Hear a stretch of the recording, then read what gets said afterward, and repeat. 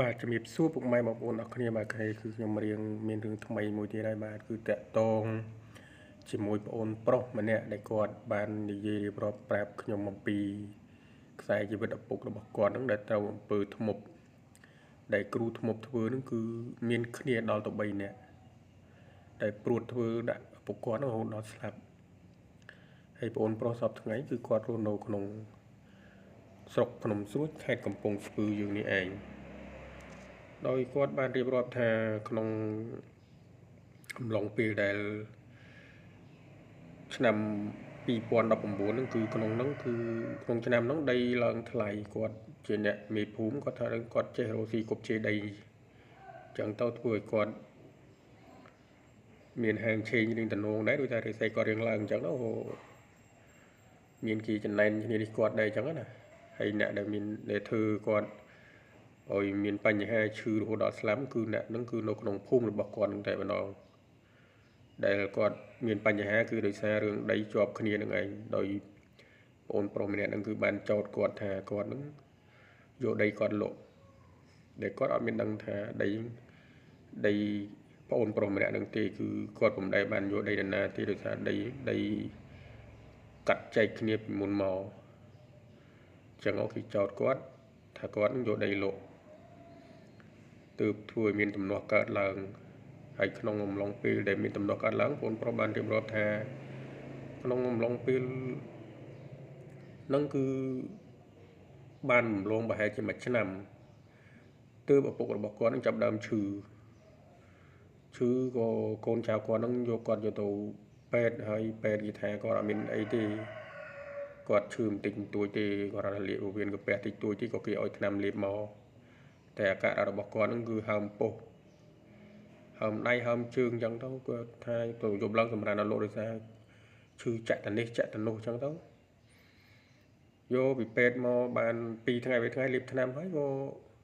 នៅតែឈឺដដែលអញ្ចឹងគាត់ក៏ភាសាគ្នាមួយកូនចៅហ្នឹងបបួលថាយកគាត់ហ្នឹងទៅពេទ្យភាសាទៀតយកទៅពេទ្យនំពេញអញ្ចឹងណាពេទ្យធំក៏ទៅដល់ដុកទ័រគេពិនិត្យឆ្លោះមើលថតមើលអីទៅក៏អត់មានបញ្ហាទេគាត់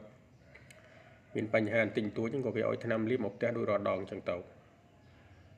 លេបថ្នាំបានប្រហែលជា2 3ថ្ងៃទៅមួយអាទិត្យក៏មិនគ្រាន់ទេចាប់ដើមឈឺខ្លាំងឡើងរៀងដូចតឹងពុះទៅអញ្ចឹងក៏កូនចៅគាត់ប៉ុនគាត់អីហ្នឹងនាំទៅគ្រូខ្មែរម្ដងមើល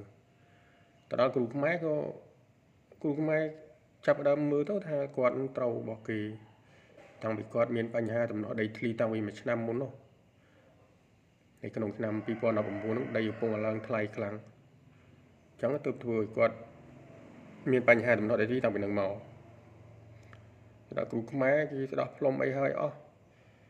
តាមឯកូនគាត់រៀបរាប់និយាយហ្នឹងគឺបានធូរស្បើយហើយបានមួយថ្ងៃពីរថ្ងៃហ្នឹងគាត់ក៏ចង់មកវិលត្រឡប់មកផ្ទះដោយសារគាត់អត់ចេះនៅកន្លែងគ្រូនឹងទេគាត់វិលមកផ្ទះវិញបានមកផ្ទះបានមួយថ្ងៃចាប់ដើមឈឺថែមទៀតតឹងពុះខ្លាំងឡើងកូនចៅគាត់នាំទៅភាសាទៀតនាំទៅទៀតកូនគាត់ថាឈឺទៀតឈឺខ្លាំងឡើងទៀតដូចមិនស្រាក់ស្រានសោះអញ្ចឹងក៏នាំគ្នាមកផ្ទះវិញក៏ចាប់ដើមថាដូរគ្រូទៅមើលគ្រូផ្សេងហើយទៅគ្រូផ្សេងទៀតនាំទៅគ្រូផ្សេងទៀតគ្រូផ្សេងហ្នឹងក៏គេមើលទៅថាគាត់មានបញ្ហាដីធ្លីតាំងពីមុនមកហើយគេព្រួតធ្វើដល់គ្នា3នាក់គេអត់ទុកគាត់ឲ្យធ្វើកំណត់ក្នុងមួយខែហ្នឹងគឺត្រូវតែស្លាប់អញ្ចឹងក៏គ្រូគេថាឡូវនេះគាត់រងគាត់កំពុងឈឺធ្ងន់ខ្លាំងហើយអញ្ចឹងគេមើលអីហើយអញ្ចឹងគេនេះអញ្ចឹងគ្រូគេតងនេះមើលអញ្ចឹងទៅណាក៏ឃើញថាមានពួកអាគ្រូខ្មុំហ្នឹង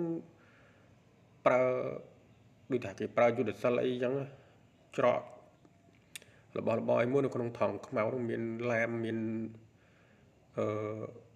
ខ្សែសីមាខ្សែអីកថាអញ្ចឹងគេកប់នៅក្នុងចិត្តគល់ដងខាងត្បូងផ្ទះក៏ប្រើឲ្យកូនចៅគាត់នោះទៅកោះទៅកោះឲ្យឃើញអញ្ចឹងកូនចៅគាត់មកកោះបានហើយគ្រូនឹងក៏ប្រាប់ដែរថាបើសិនជាក្នុងថង់ខ្មៅនឹង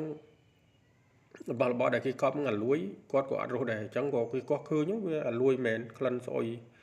miền làm miền xe mà bọc miền sườn ma miền ấy gồm nông nông tầng ấy con soi lúi con là có hái cô ăn như này cô quạt sập nông dục hay chỉ mong pi mong bay dục quạt có sập ở đây chẳng còn chào quạt nó cô vô quạt xạ sọc con một tẹo bình màu hay mà đó tiếng cô lụa cha lụa ấy cô quạt chập đầu riệp chầm bộ chia sọc quạt nó hay bằng ồn con chào cái đến cô chỉ miền vị thi môi cứ vô liên tục chấm e quạt nó vô tàu đặt bọ cứu thu một mình rồi khi miền năng đây năng ấy vì là khi bông ngập bầu chia trắng cô khi chấp đầm đặt tập chấm a nắng đã chấm muối nừng mật tê hay nừng cắt đàn họ đòi ngò tập chấm a nừng oi rin hỏi oi say mong chung bùng trà đấy chỉ đặt đột ham mà nè đây trôi vào đây đây oi đột rin hỏi chấm mơ mình cha đào miền dạng mình cái để đột bông tập bố chia hay đột nó cứ tam côn quần giấy con ha khơi như rốt lê chla pin phu mức đau cho đau lăng bàn tay hiện đau một chút tay dương thì cứ đauตัวอะไรxây những cái tam đàn mưa giống này rốt tuần này rốt tuần nô bỏ bộ phun về bên tích tích ta mưa trong chơi tích tích ta mưa tuần này mưa tuần nô trong bàn ha bớ cứ bị rốt tuần trái đau mưa bình năng ấy bằng bộ ở hướng nước miền tập bản nắng mà